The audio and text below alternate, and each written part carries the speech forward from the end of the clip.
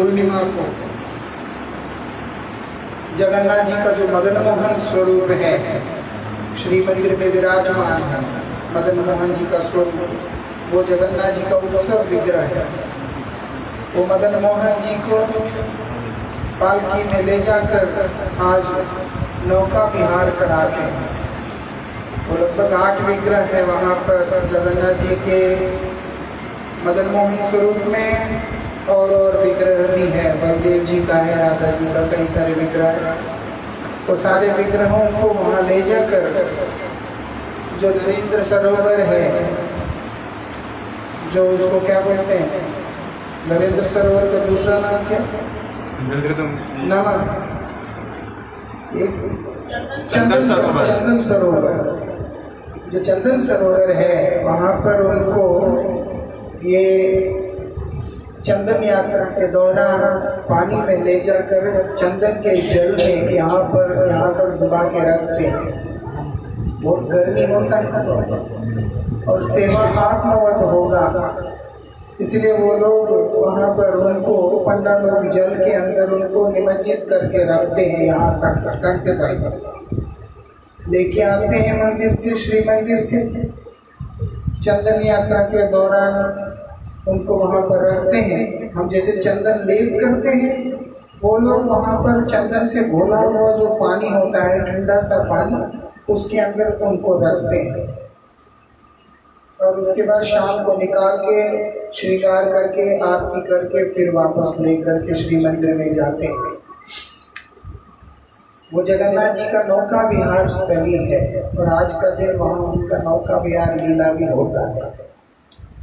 श्री कृष्ण का ऐसी लीला ब्रजवासियों के साथ, गोपियों के साथ नौका विहार, फूल डोल आदि लीलाओं को उन्होंने वहाँ पर किया। आज के पूर्णिमा को दिन कृष्ण सारी लीलाओं को करते हैं। बहुत विशेष विधि।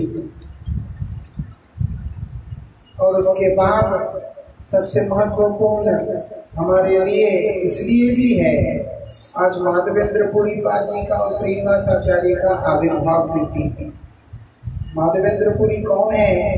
श्री चैतन्य महाप्रभु के जो गुरुदेव है, ईश्वरपुरी पाद, उनके गुरु हैं। माधवेंद्रपुरी का अपना जीवन में एक ऐसा दर्शन रहा है, आदर्श रहा है, जहाँ पर उन्होंने हम लोगों को शिक्षा दिया। क्या शिक्षा दिया? कि तुम नाम का आश्रय लो। नाम का आश्रय लोगे, विग्रह और स्वरूप का कृपा तुम्हारे ऊपर अपने आप ही हो जाएगा। माधवेंद्रपुरी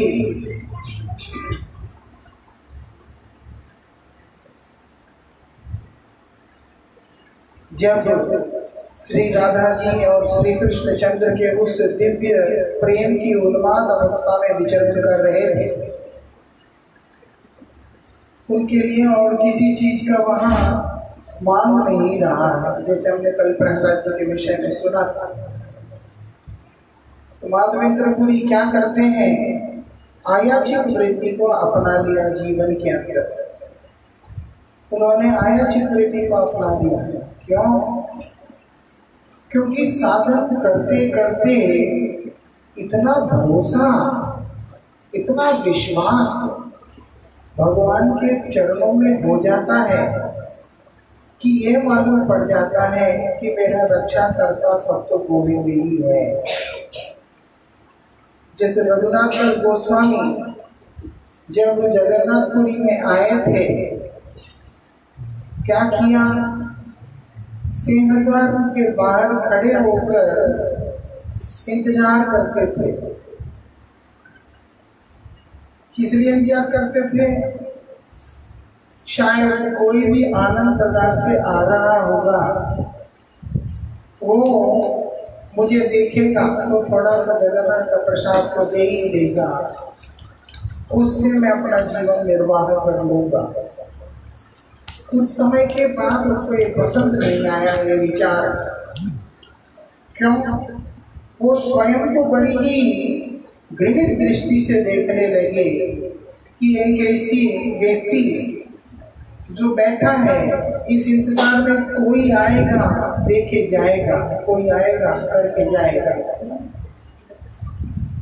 रघुनाथ दास गोस्वामी के हृदय के अंदर जो भाव उनके इस विचार को लेके आया, वो शब्द उच्चारण करना ही मैं उतना अच्छा नहीं समझता। इतनी घृणित दृष्टि से वे स्वयं को देखने लगे थे।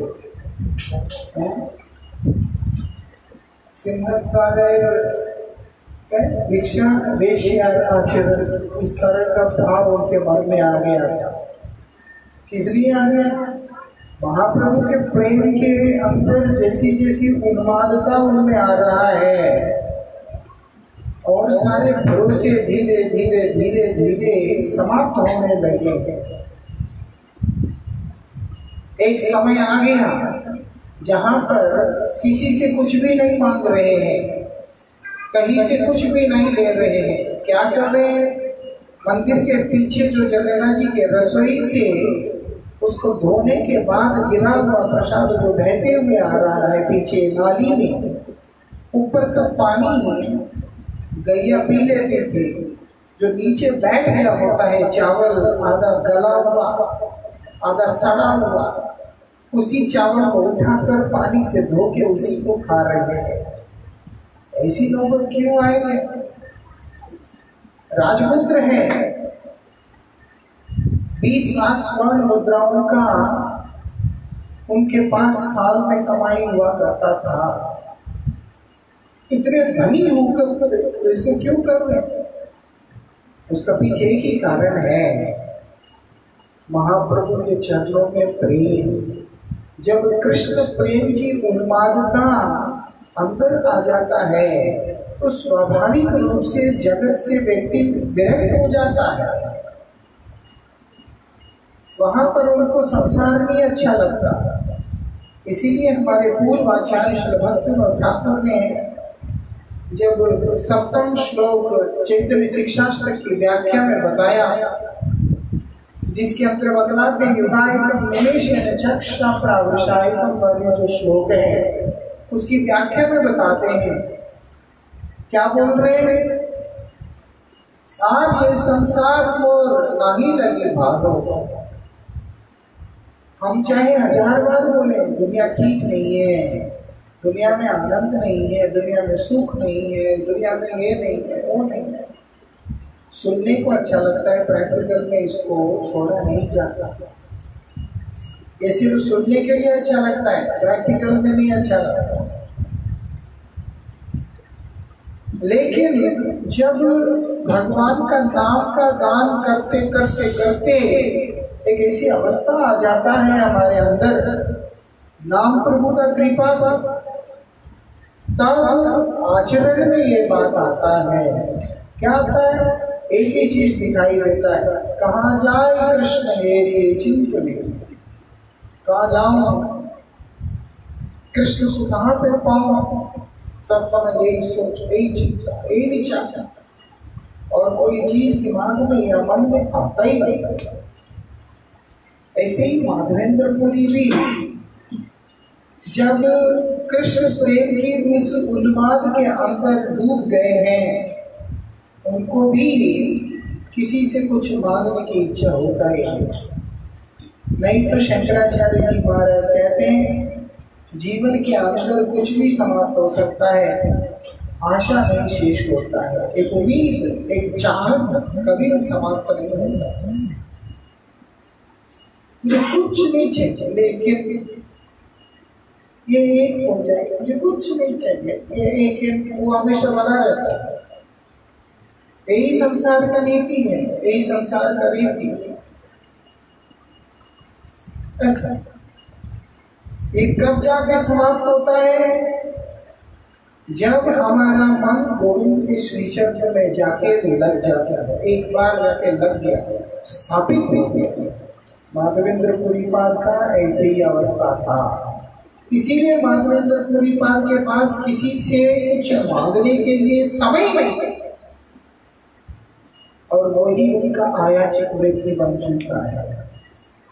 भूख तो लगता है, पेट तो जलता है, तो फिर ना चाहते हुए भी मांगना पड़ता है। कि भैया भूख लग रहा है, वहां पर ना भूख है वहां ना प्यास है, इसीलिए आयाचित वृत्ति है। उनको ये तो पता नहीं है कि किसी से कुछ मांग भी लेना है खाने के लिए, जीवन निर्वाह के लिए। ऐसी स्थिति में माधवेंद्र पुरी है। कहाँ से आया? नाम के प्रभाव से आया, भजन भगवान के नाम के प्रभाव से। ये विशेषता है। वही माधवेंद्र पुरी आयाचित वृत्ति लेकर वहां पर भजन कर रहे थे। एक समय गोविंद कुंड में पहुंच गए। इसके अलावा उनके और भी नियम है। वो क्या है? दूध के अलावा कोई और चीज पीना नहीं, सिर्फ दुग्ध पान करें। और भी नियम है, सूर्यास्त के बाद खाना नहीं, जो खाना है सूर्यास्त से पहले खा देना है, किसी से मांगना नहीं, दूध के अलावा कोई और चीज लेना नहीं, सूर्यास्त के बाद भी लेना नहीं। कितने कंडीशन है? एक नहीं दो नहीं। हम ऐसे व्रत लेने का कल्पना भी नहीं कर सकते, सपने में भी अगले दिन ही खत्म हो जाएंगे हमको। और माधवेंद्र पुरी ऐसे कठोर नियम लेके बैठे और गोविंद कुंड पहुंच के गोविंद कुंड के पावन तट पे बैठकर हरिनाम कर रहे। 3 दिन व्यतीत हो गया, कुछ नहीं खाया। और विशेषता यह है कि उनको इस बात का आभास भी नहीं है कि मैंने कुछ खाया ही नहीं। उनको इस चीज का आभास भी नहीं है कि मैंने कुछ खाया ही नहीं, मैंने खाया नहीं। तो 3 दिन बीत गया, उनको पता ही नहीं चल रहा कि 3 दिन बीत भी चुका। रघुनाथ दास गोस्वामी भी एक दोना मट्ठा पीकर जीवन निर्वाह करते थे। वो जो छोटा सा दोना होता है उसमें एक दोना मट्ठा पीते थे और उसी से जीवित रहते थे, और कुछ खाना ही नहीं होता। एक बार उनके शिष्यों ने देखा कि ये तो बहुत कम, ऐसे तो कैसे चलेगा। इसीलिए वृंदावन के जो सखी स्थल है वहां पर बड़े बड़े पत्ते मिलते हैं। उन्होंने क्या किया, बड़े बड़े पत्ते मिलते हैं तो एक बड़ा पत्ते का दोना बनाकर उसमें ज्यादा मट्ठा डाल करके वो ला के दे दिया। दास गोस्वामी जी महाराज वो दोना देख के बोलते, इतना बड़ा दोना कहाँ से मिला ये? सेवकों ने जैसे बता दिया, सखी स्थल से लेके आए, उसी समय उसको उठा के फेंक दिया। उस दिन तो वो भी नहीं पिया। ये जो है ये लोग चंद्रावली सखी के स्थान है, वो सखी स्थल जो है चंद्रावली सखी के स्थान, वो एक अलग लीला का एक विशेषता है।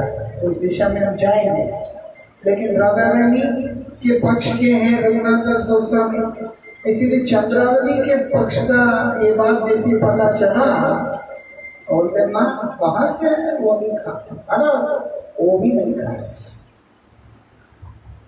तो जो जब कुछ भी नहीं, एक दोनों मट्ठा पी करके रह रहे थे और उनको कभी भी थकावट, कभी भी कमजोरी, कभी भी कुछ भी नहीं आया उनके जीवन में, आनंद में रहते थे। क्यों? क्योंकि नाम में डूबे हुए थे। उसको एक बार व्यक्ति जब पान करने लगता है उसको और किसी चीज की जरूरत आभास नहीं होता, पड़ता ही नहीं। माधवेंद्र पुरी भी ऐसे ही हैं, उनको पता भी नहीं चल रहा है कि मैंने तो कुछ खाया ही नहीं है। किसको पता चलता है? गोविंद को पता चलता है, क्योंकि गोविंद कुंड पे बैठे हुए, कहीं पे भी बैठ जाओ गोविंद को तो ऐसे ही पता चल जाता है। और उनके निज धाम में और उन्हीं के कुंड में, वहां पर उसी के तट पे उनके प्रिय भक्त भूखा बैठा और गोविंद को पता ना चले, ये नहीं हो सकता। इसीलिए भगवान स्वयं क्या करते हैं, भक्त का जो मांग होता है, भक्त की जो जरूरत होता है, वो भक्त के मांगे बिना लाके उनको दे जाते हैं। माँ को पता होता है ना बच्चे को क्या चाहिए, या नहीं होता है? बच्चे को बोलना पड़ता है कि मुझे ये चाहिए, मुझे वो चाहिए। जिस बच्चे को लगता है कि मेरे माँ को पता नहीं चलता मुझे क्या चाहिए, वो बच्चा मूर्ख है, माँ मूर्ख नहीं है ना? ऐसी भी है, माँ तो माँ ही है, उसको पता ही होता है, हम ना समझ। ऐसे गोविंद को भी सब पता होता है उनके भक्त को क्या चाहिए, कब चाहिए। इसीलिए गोविंद से रहा नहीं गया, वो दूध का लोटा लेकर के पहुंच गए वहां पर। माधवेंद्रपुरी ने उनसे ये भी नहीं बोला कि 3 दिन हो गया कुछ खा के भूख लग रही है। भूख किसको लग रहा है? गोविंद को लग रहा है। वो मिटेगा कैसे? जब माधवेंद्रपुरी पाक को खाने को मिलेगा तब मिटेगा। तो इसलिए उन्होंने क्या किया, दूध का लोटा लेके पहुंच गए।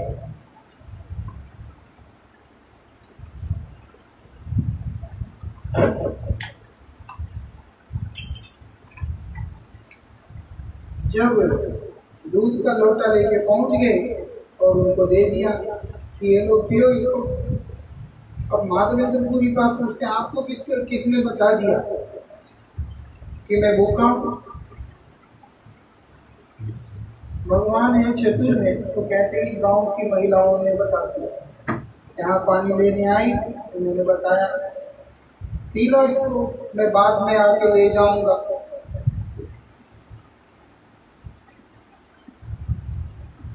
नाम कर रहे थे, आया कौन? स्वरूप आ गया भगवान का। नाम ही कर रहे थे, मांगा कुछ नहीं। कल भी हम यही देख रहे थे प्रहलाद महाराज के जीवन में। प्रहलाद ने ये नहीं बोला कि आप आके मेरे क्लेशों का निवारण करो, भगवान स्वयं आए उनके क्लेशों का निवारण करने के।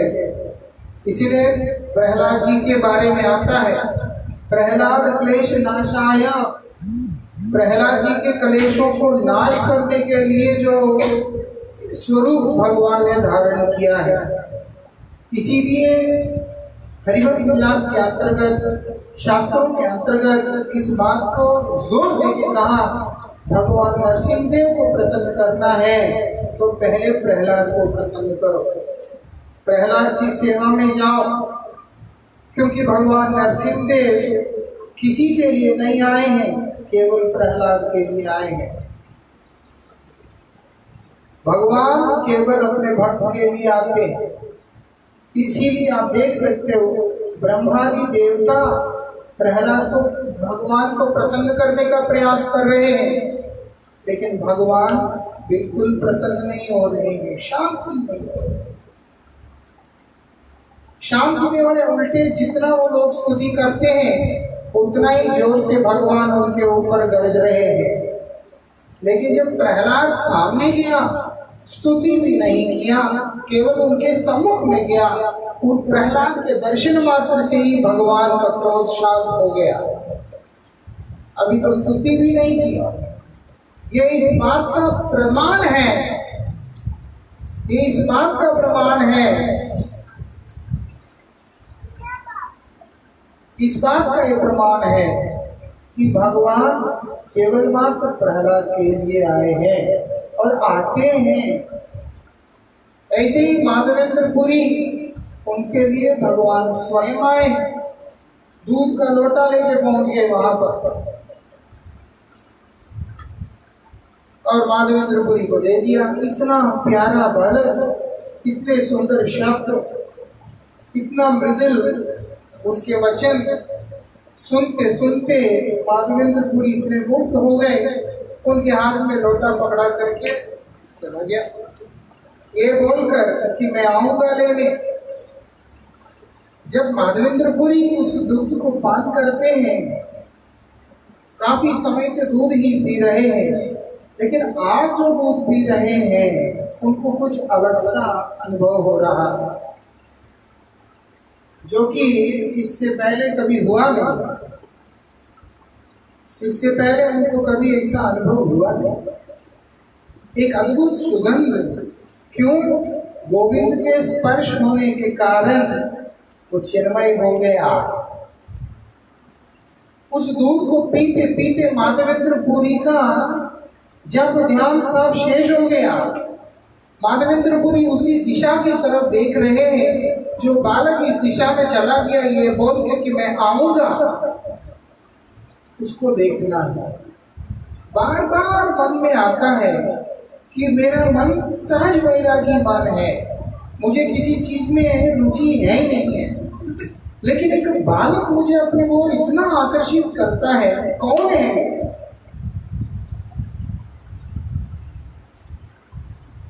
स्वरूप ने अपने आप को प्रकाशित नहीं किया, लेकिन आया पास में नाम के प्रभाव से और विचलित करके चला गया।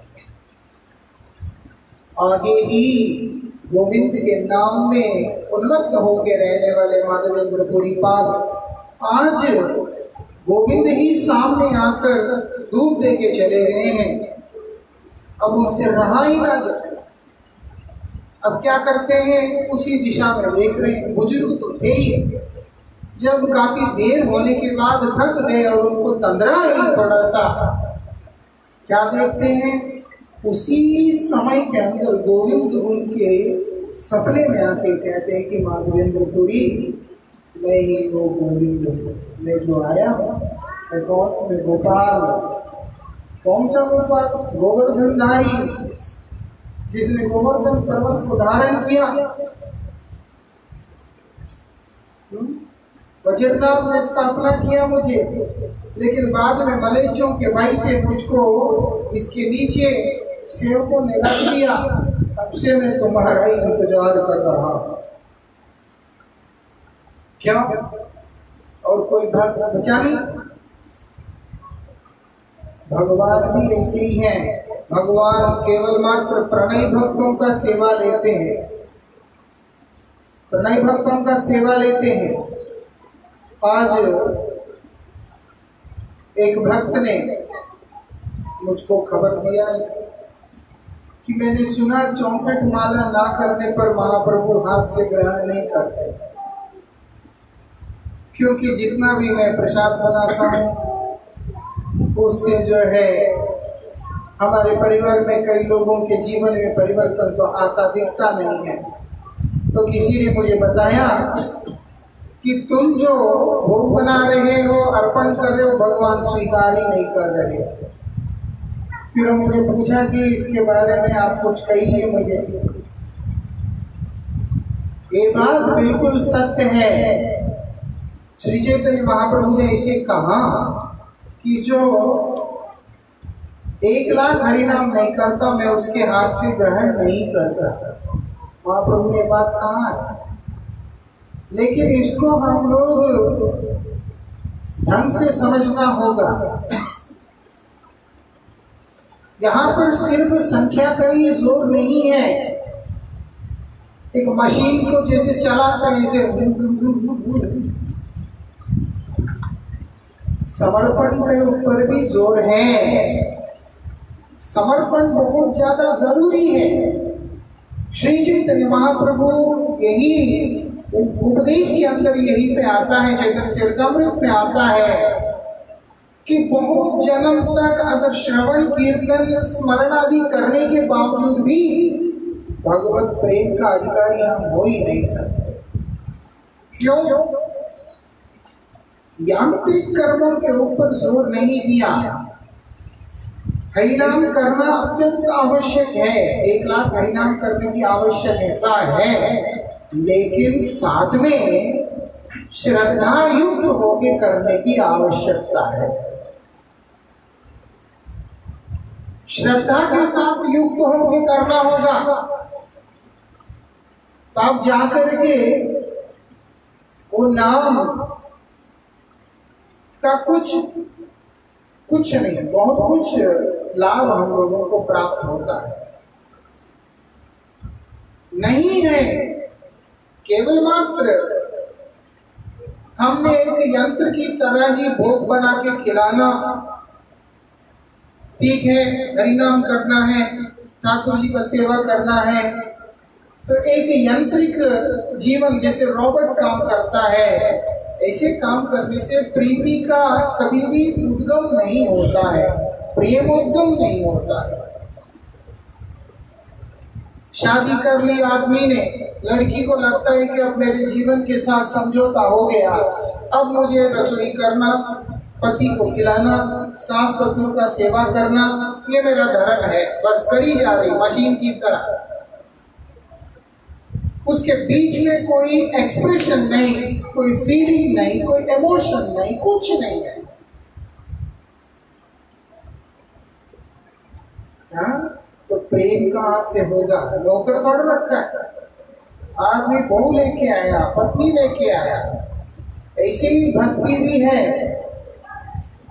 नाम करना है, करो, रसोई करना है, करो, भोग लगाना है, हाँ रख दिया, खा रहे हैं नहीं खा रहे हैं, अच्छा बना है नहीं बना है, नाम मैं ठीक से कर रहा हूँ, जो कर रहा हूँ वो क्या मैं सुन रहा हूँ, ये सब चीजों को भी विचार करना पड़ता है। तो आप जाके कृष्ण सुनते, पुकार जो भगवान तभी जाके सुनते हैं, अन्यथा नहीं। मुख्य सेवा ही है, और सेवा हमेशा अगर तात्विक विचार से करते हैं, सेवा स्थूल से भी आगे बढ़ के सूक्ष्म रूप से होता है,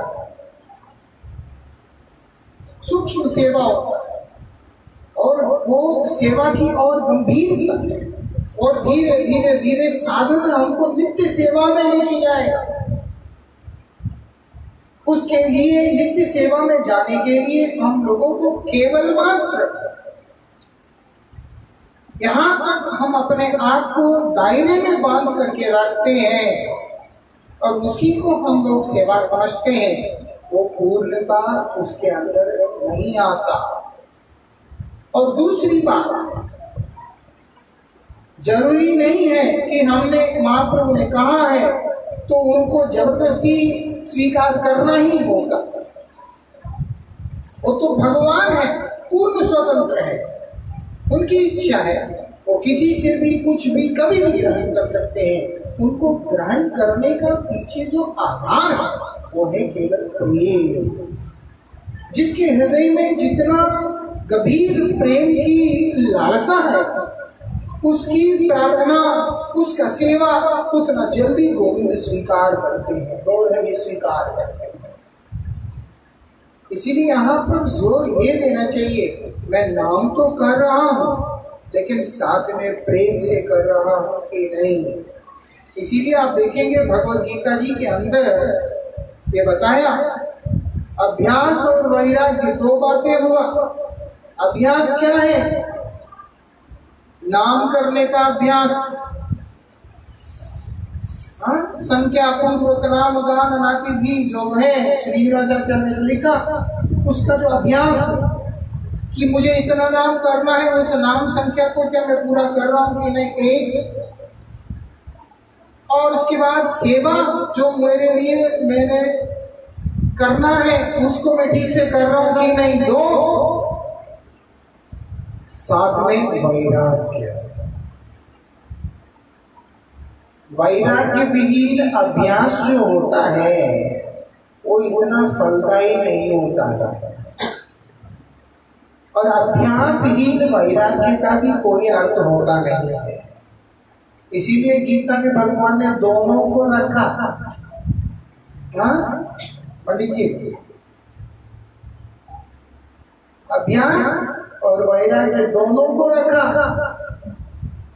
मैं सिर्फ अभ्यास करूंगा और वैराग्य मुझसे कोई लेना देना नहीं है। मैं सिर्फ वैराग्य रहूंगा, मुझे मेरे से अभ्यास नहीं होता, ये दोनों चलेगा नहीं। दोनों ही दो पटरी की तरह दोनों को साथ में लेके चलना होगा। इसीलिए अभ्यास जो होगा वैराग्य के साथ में होगा। अब वैराग्य क्या है?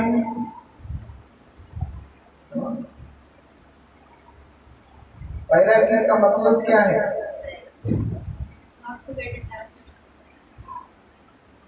वो मुख्य नहीं है।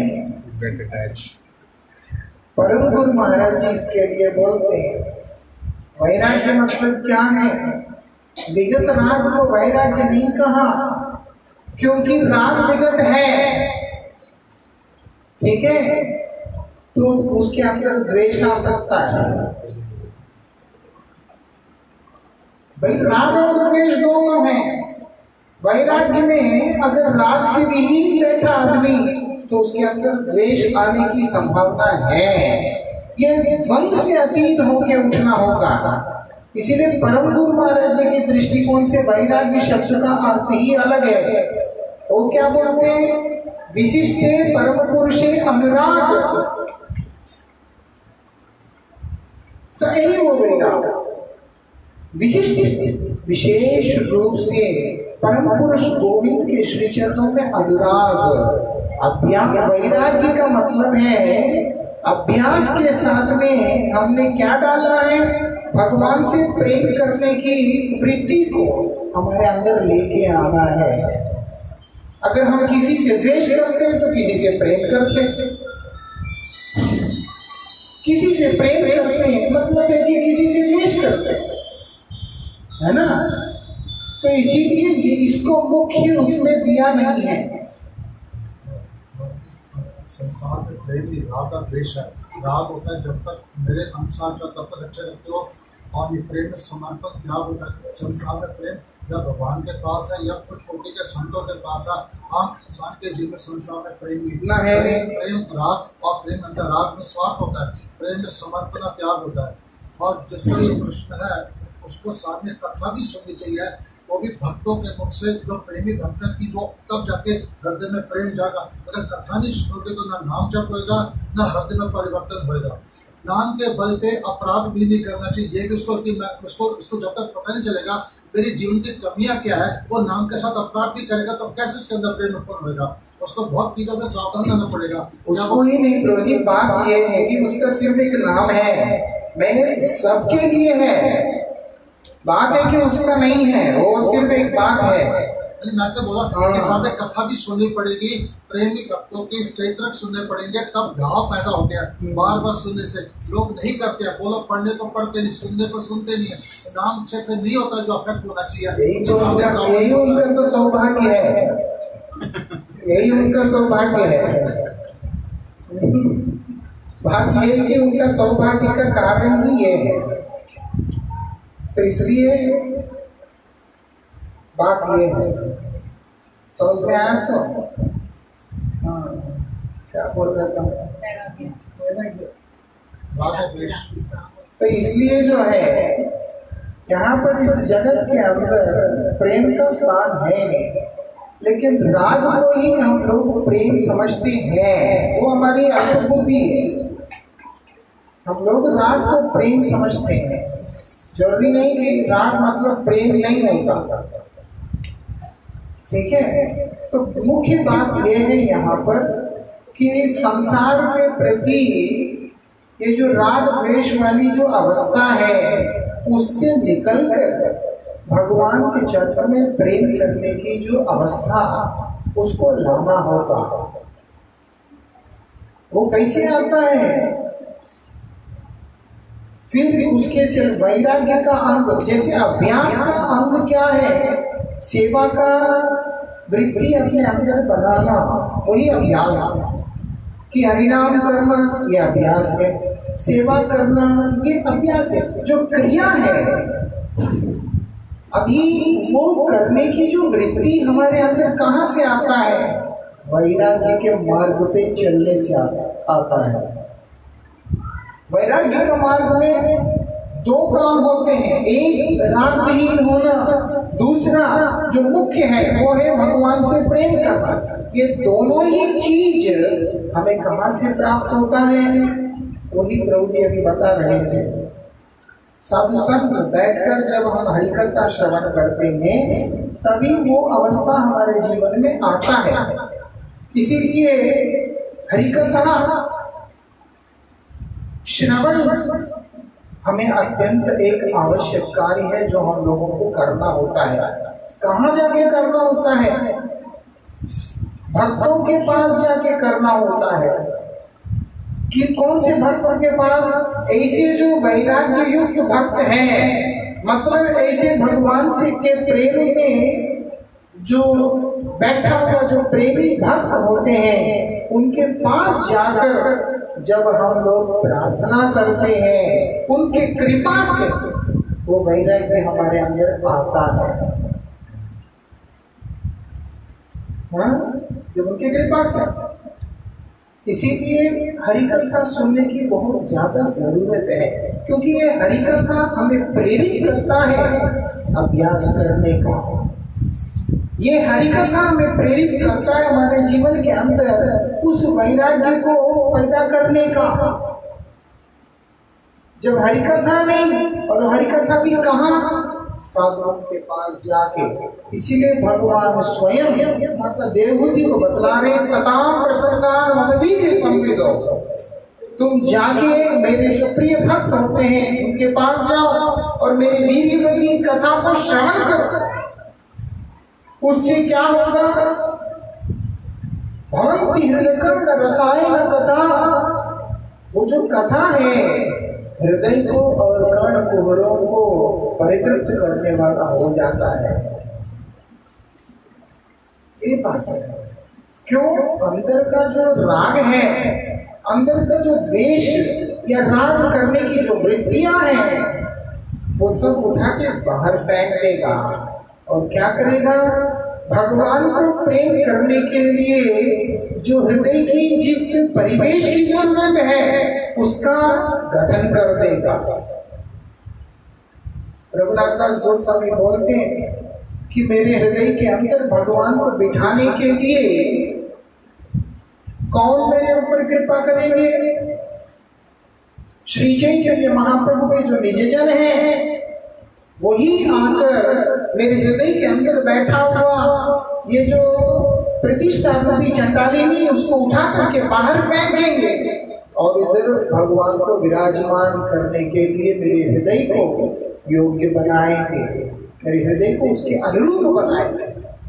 वो कैसे बनाते हैं? वो झाड़ू लेके आते हैं, डंडा लेके आते हैं, हरिकथा लेके आते हैं, उपदेश लेकर के आते हैं। इसीलिए जब हम लोग साधु के पास जाकर, गुरु वैष्णव के पास जाकर हरिकथा को श्रवण करते हैं, हरिचर्चा को करते हैं, तो हमारे अंदर वैराग्य उत्पन्न होता है। कैसे उत्पन्न होता है? उनसे जब चर्चा करते वो कृपा करके हमें भजन की क्रिया प्रदान करते हैं, भजन का उपदेश प्रदान करते हैं। उनके निर्देश में, उनके अंगत में रहकर हम लोग उस भजन क्रिया का अभ्यास अपने जीवन में डालते हैं, तो संसार से वैराग्य, गोविंद से अनुराग एक साथ वो जीवन के अंदर आता है। तब जाकर हमारी हर सेवा को भगवान स्वीकार कर लेते हैं। नहीं तो होता नहीं। इसीलिए हरिनाम करने वाला व्यक्ति को हरिकथा हमेशा ही एक औषधि के रूप में काम करता है। इसलिए बार बार बोला जाता है कथा सुनो, बार बार बोला जाता है। इसके पीछे कारण नहीं है।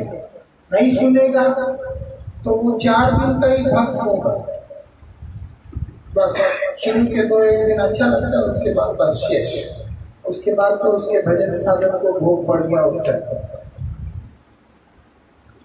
और भगवान जो होते हैं, ऐसे जो प्रेमी भक्त होता है, जिनका ऐसा अभ्यास होता है, अभ्यास करते करते करते करते फिर वो 1 लाख हरिनाम का बात नहीं आता है, उनका पूरा जीवन ही नाममय हो जाता है। उनका पूरा जीवन वहां पर नाममय हो जाता है। उनका हर श्वास, हर एक श्वास उनका नाम के प्रति ही समर्पित होता है, नाम प्रभु की सेवा में समर्पित हो जाता है। ऐसे जो भक्त होता है उनका हर वस्तु गोविंद बड़े ही प्रेम से स्वीकार कर लेते हैं। बोलते हैं लोग कर्माबाई का खिचड़ी खा लिया, वो दातून कर रही थी, इसी से घुमा दिया, उसी से। सुनने में कितना अच्छा लगता है, लेकिन उस माता का उस भूमिका में रह के करने के लिए कितना समर्पण है, कितना प्रेम है, वो वाली जो पॉइंट है वो लोग नहीं समझ पाता है। माता शबरी आधा खा के वो फल दे रही है, भगवान राम खा रहे हैं। ये पूछा उनसे कि तू 1 लाख अर्पण करती, 4 लाख करती, 5 लाख करती, क्या करती? वो जानते हैं कि कितना लाभ करती है, कर्माबाई कितना लाभ करती है, गोविंद जानते हैं, उनको दिखता है सब।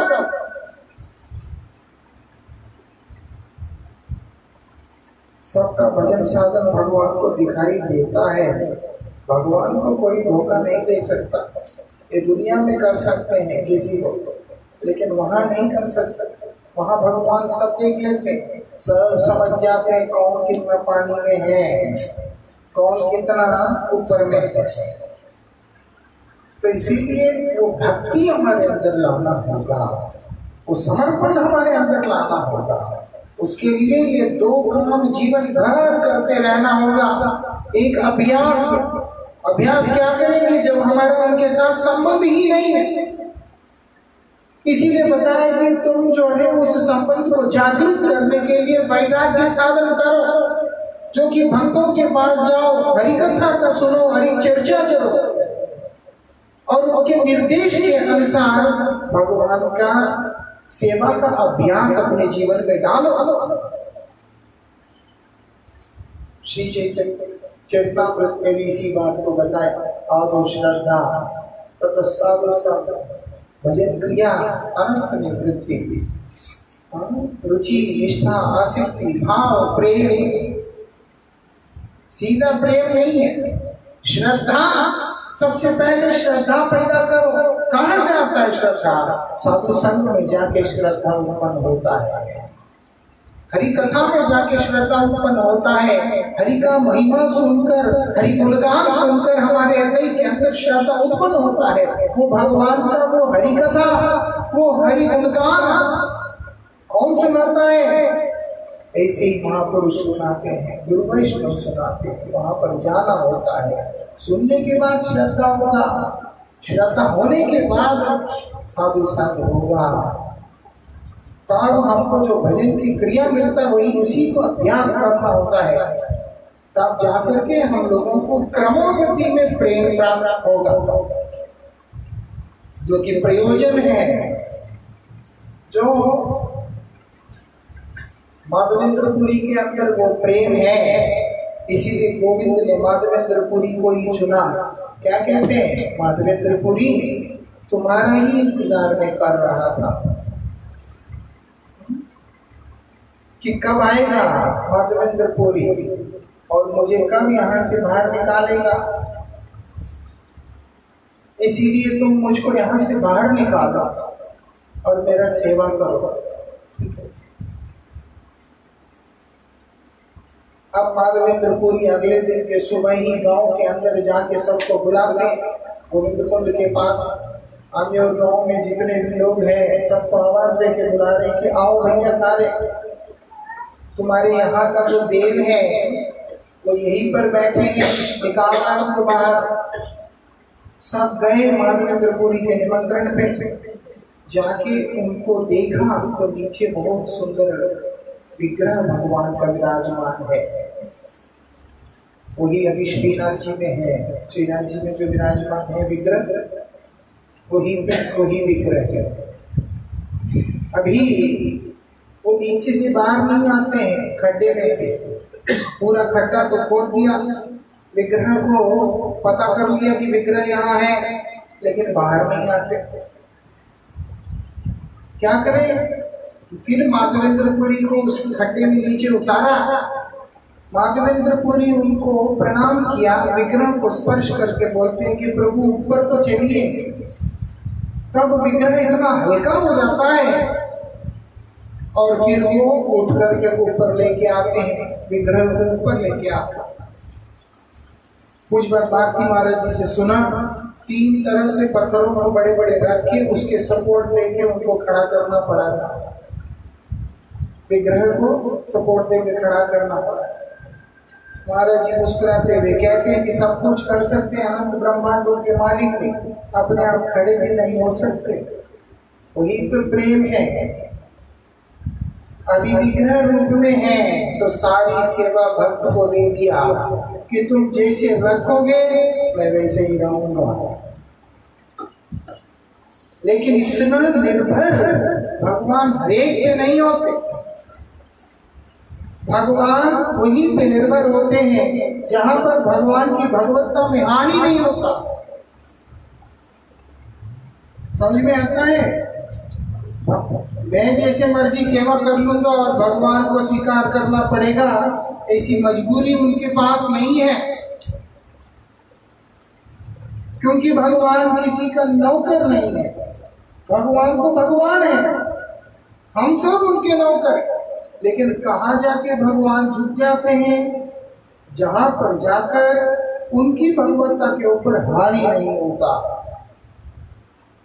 वो एक ही स्थान है जहां उनके प्रेमी भक्त होता है, वहीं पे। इसीलिए भगवान ऐसा नहीं है कि निर्भर नहीं होते। भगवान स्वयं बोलते हैं कि मैं तो भक्त के अधीन हूँ, मैं तो ऐसा नहीं कि मैं स्वतंत्र हूँ, मैं स्वतंत्र दिखता हूँ लेकिन मैं अपने भक्तों के अधीन हूँ।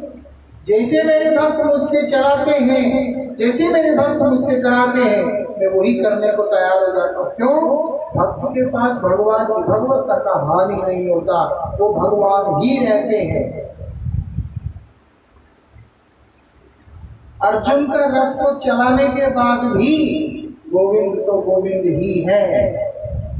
ऐसा नहीं है कि अर्जुन का सारथी बना तो भगवान जो है नौकर बन गया ना। द्रौपदी के पादुका को उठाने के बाद भी भगवान भगवान ही है। नंद महाराज के पादुका को उठाने के बाद भी भगवान भगवान ही है। नंद महाराज के पादुका को उठा के सर के ऊपर धारण करके लेके जा रहे, कभी भगवान की भगवत्ता में हानि नहीं होता। वो भगवान है, वो रहेंगे ही नहीं। तो जो अभी उसको खड़ा कर दिया, स्नान कराया, अभिषेक कराया, सब कुछ किया, अभी अन्नकूट का आयोजन भी किया। करते करते करते करते 2 साल हो गया अन्नकूट को वहां पर करते हुए। हम तो सिर्फ गोवर्धन पूजा के 1 दिन करते, माधवेंद्र पुरी पाद ने 2 साल लगातार किया, हर दिन अन्नकूट है। अन्नकूट मतलब जैसे गिरिराज जी की पर्वत दिख रहा है, वैसे ही चावल दाल सब्जी पूरी का भी बड़ा बड़ा पहाड़ बना हुआ है। अलग अलग गांव से लोग आ रहे हैं, बहुत सारे सेवा के उपकरण लेके आ रहे हैं और वो भोग लग रहा है भगवान को। कम से कम 10,000 से अधिक तो गोमाता माधवेंद्र पुरी के पास में वहां पर आ गया। भंडार भर गए, जिसके पास रहने के लिए घर नहीं, कुछ नहीं है। भगवान के आते ही इतना कुछ हो गया। लेकिन माधवेंद्र पुरी पाद क्यों चुना? 2 साल में माधवेंद्र पुरी ने कभी भी कोई भी प्रसाद का सेवन नहीं किया, दूध के अतिरिक्त। उन्होंने कभी ऐसा नहीं है जैसे हम क्या करते, कार्तिक मास हो गया, गोवर्धन पूजा के दिन जो पूरा कार्तिक में चतुर्मास में नहीं बनता सब बन जाता है। टमाटर बनता है, बैंगन बनता है, ये बनता है, वो बनता है। और दुष्ट मन ऐसा होता है कि जाके मुझे बैंगन ही देना, मुझे टमाटर की चटनी ही देना, ऐसा होता है। वहां पर प्रसाद नहीं, हम लोग अन्नकूट के बहाने अपने जीवा को तृप्त कर रहे हैं। लेकिन माधवेंद्रपुरी पाद ऐसा नहीं किया। 2 साल तक लगातार अन्नकूट का उत्सव करने के बावजूद भी एक दिन भी भोजन ग्रहण नहीं किया, भगवान का प्रसाद वो भी ग्रहण नहीं किया, सिर्फ दूध ही पिया। जो उनका नियम था, उन्होंने अपने नियम को कभी भी तोड़ा नहीं।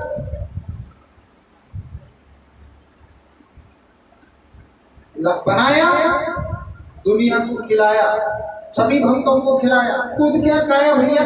सिर्फ वही उतना सा दूध जो उन्होंने अपने जीवन निर्वाह के लिए खाना होता है, बस उतना ही दूध। क्योंकि उनका उद्देश्य प्रसाद नहीं, उनका उद्देश्य वस्तु संग्रह नहीं, उनका उद्देश्य केवल गोविंद की प्रसन्नता, गोविंद की सेवा। इसीलिए सेवा में कोई कमी नहीं रखा, सेवा में कोई कॉम्प्रोमाइज नहीं किया।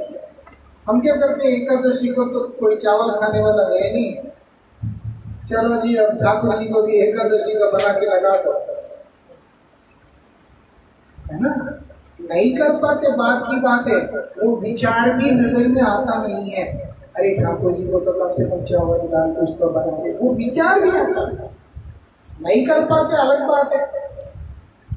क्योंकि घर में तो कोई खाने वाला नहीं है, चलो अब और क्या करना है, वो अलग बात हो जाता है। लेकिन विचार भी आता है, उसके लिए भी बहुत समर्पण की जरूरत है।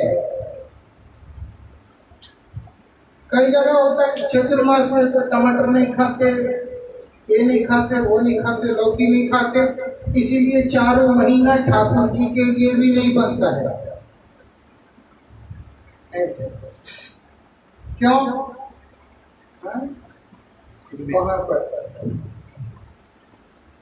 ठाकुर जी के लिए भी नहीं, व्रत तो तुम्हारा है। माधवेंद्रपुरी पाद का व्रत तो उनका है, तो उन्होंने अपने व्रत को बराबर रखा, थोड़ा नहीं नियम। लेकिन भगवान की सेवा के अंदर कितना समर्पण के साथ, कृष्ण निष्ठा के साथ, कितना प्रेम के साथ इतना कुछ किया, 2 साल तक कोई कल्पना भी नहीं कर सकता। 1 दिन 2 दिन नहीं, और 2 साल के बाद एक दिन गोविंद फिर सपना दे के कहते हैं, माधवेंद्रपुरी जी तुम तो बहुत अच्छा सेवा का व्यवस्था किया, लेकिन हमको बहुत तकलीफ है। बुजुर्ग आदमी है, 80 पार उम्र हो गया, उनसे कहा जा रहा है, 80 पार उम्र हो गया, और बार बार भगवान उनको कह रहे हैं। क्या कह रहे हैं? बहुत तकलीफ है। क्या है? इतना दीर्घ काल तक मिट्टी के अंदर दबे रहने के कारण शरीर में बहुत गर्मी लगता है। तुम अगर मेरे लिए चंदन ला सकते हो तो अच्छा होगा। और वो भी डिमांड कहाँ का? मलयगिरी चंदन चाहिए, जो कि उत्कल देश में मिलता है, पुरी के पास में मिलता है, वो चाहिए। कहाँ वृंदावन, कहाँ जगन्नाथपुरी, ट्रेन में जाते हैं तो भी 36 घंटे लगता है। राजधानी में जाने से भी 30 घंटे लगते हैं, इससे कम नहीं। और उस समय माधवेंद्रपुरी पाद इतना बुजुर्ग सन्यासी है, पैदल चलना है। कब पहुंचेंगे पुरी? और भगवान आदेश किसको दे रहे? माधवेंद्रपुरी को दे रहे। जानते नहीं थे कि बुजुर्ग है। वहां पर शरीर का भी विचार नहीं रहता। फिर प्रेम एक ऐसी चीज है। और माधवेंद्रपुरी बात बोलते ठीक है। दूसरा विचार उनके हृदय में आया नहीं। उन्होंने सेवकों को श्रीनाथ जी की सेवा में लगाकर, गोपाल जी की सेवा में लगा के स्वयं पुरी की ओर निकल गए। भक्त ऐसा होता है, उसका जीवन का एकमात्र उद्देश्य गोविंद का सेवा होता है। उसको गोविंद से जुड़ा हुआ और किसी वस्तु से कोई लेना देना नहीं है। जब तक वो सेवा में प्रयोग में आता है तब तक वो उसको व्यवहार करेगा, नहीं तो वो निर्माल्य बन करके पीछे रह जाएगा पूजा के लिए। बट वो उसका उद्देश्य नहीं होता। उसका उद्देश्य तो केवल गोविंद है। अगर आगे गोविंद आगे बढ़ गए हैं, वहां उनकी सेवा की व्यवस्था वो उसके लिए प्रायोरिटी पे होता है। पीछे जो सामान छोड़ गए हैं वो उसके प्रायोरिटी पे नहीं रहता। ये विशेषता है। अभी पहुंच गए, वृंदावन से निकले, अब वो जा रहे हैं कहाँ? जगन्नाथपुरी। चलते चलते चलते चलते रेमुना में पहुंच गए। रेमुना में पहुंच गए, बालासोर डिस्ट्रिक्ट में रेमुना जो स्थान है शहर, वहां पे पहुंच गए। वहाँ गोपीनाथ जी का मंदिर है, बहुत सुंदर मंदिर, हम जाते रहते हैं वहां पर। इस बार जा नहीं पाए। अभी गोपीनाथ जी का जो मंदिर है वहां प्रणाम करने गए। जब मंदिर में गए, उनको पता चला कि यहाँ पर विश्व में सबसे खास तरीका से यहाँ पर गोपीनाथ जी की सेवा में खीर का भोग लगता है। उसको अमृत केली बोलते हैं। अभी माधवेंद्रपुरी पाद के हृदय में भाव आया, सिर्फ एक हल्का सा भाव आया, क्या कि अगर ये प्रसाद थोड़ा सा खाने के लिए नहीं, स्वाद समझने के लिए अगर थोड़ा सा मिल जाए। संध्याकालीन आरती के समय उन्होंने पुजारी से पूछा, पुजारी से तो पता चला, उनके मन में आया थोड़ा सा मिल जाए। इसका स्वाद को जानकर मैं भी अपने गोपाल जी के लिए बनाऊंगा। स्वाद देखना चाहते थे, अपने लिए नहीं, गोपाल जी की सेवा के। यही भक्ति की पराकाष्ठा है। भक्त खाता भी है तो भी गोविंद के लिए ही होता है। हम खाते हैं हमारे जीवन निर्वाह के लिए खाते हैं, भक्त खाता है तो भगवान के लिए खाता है। भक्ति की एक विशेषता है, उसका स्नान करना भी गोविंद के लिए, उसका भोजन करना भी गोविंद के लिए, उसका सब कुछ, उसका सजना भी गोविंद के लिए, उसका सब कुछ गोविंद के लिए ही होता है। यही भक्त की विशेषता है। वो अपने लिए कुछ भी नहीं करता। अब उनके मन में तुरंत ही ये धिक्कार का भाव आ गया। क्या आया? अरे इतना मेरा मन के अंदर भोग की इच्छा, मैं तो भोग की भी इच्छा किया, खीर खाने की इच्छा हुआ, वो भी मैं तो भगवान के सामने खड़े होने के लिए भी लायक नहीं हूं। ऐसे अपने आप को धिक्कारते हुए बिना किसी से कहे वहां से निकल के दूर में चले गए और फिर वही अपने नियम को लेकर आराम से बैठ के हरिनाम कर रहे हैं। लेकिन भगवान से देखा नहीं किया, गोविंद से देखा नहीं किया। भगवान बोलते हैं, जो भक्त मेरे लिए सब कुछ छोड़ देता है, मेरे लिए ही उसका जीवन है, मैं ही उसका सर्वस्व हूँ, मैं ही जिसका सब कुछ हूँ, मैं उसको छोड़ कैसे दे सकता हूँ? ये विशेषता है। जो भी परिवेश में है, जो भी परिस्थिति में है, अगर हम लोग हृदय से अपने आप को गोविंद को समर्पित कर दिया तो गोविंद हमारा त्याग कभी भी नहीं कर सकता। कोई भी छोड़ सकता है, भगवान नहीं छोड़ सकते, वो छोड़ ही नहीं सकते क्योंकि वो गोविंद है। अभी माधवेंद्रपुरी छोड़ के चले गए वहां से, किसी को भी पता नहीं उनका नाम क्या है, किसी को भी ये नहीं पता कि उनके मन में क्या आया, किसी को भी ये नहीं पता कि वो कहाँ चले गए। आते हैं 1000 आदमी मंदिर में, आते हैं, प्रणाम करते हैं, ये करते हैं, चले जाते हैं। वो भी ऐसे ही एक वृद्ध संत मंदिर में प्रणाम किया, दर्शन किया, मन में ये भाव आया, दुखी हुए, चले गए। बड़े बड़े 12 कुल्हड़ों में भोग लगता है खीर रोज नियम से। अब गोपीनाथ जी ने क्या किया, एक कुल्हड़ उठा के अपने धोती के नीचे छिपा दिया। उनको छिपाने की क्या जरूरत है? प्रेम को व्यक्त करने का एक ढंग होता है, प्रेम को व्यक्त करने का एक तरीका है। पुजारी आया, 12 के 12 कुल्हड़ उठा के बाहर ले गया, फिर भी एक कुल्हड़ जो है उनके धोती के नीचे छिपा हुआ है। और अभी क्या किया, मंदिर बंद करके पुजारी जाके सो गया। जैसे ही सो गया, हुआ क्या, भगवान ने पुजारी को आवाज दिया, ए पुजारी उठो।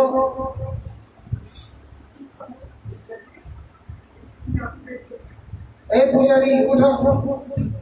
उठा के बोलते, मैंने एक खीर का बर्तन, एक खीर का पात्र जो है अपने धोती के नीचे छिपा के रखा। उठो। उठ के क्या करना है, उसको निकालो। निकाल के, मेरा एक भक्त है, उसका नाम है माधवेंद्र पुरी, तुम ले जा करके उसको दो। वो उधर हाट में बैठा है, बाजार में बैठा है,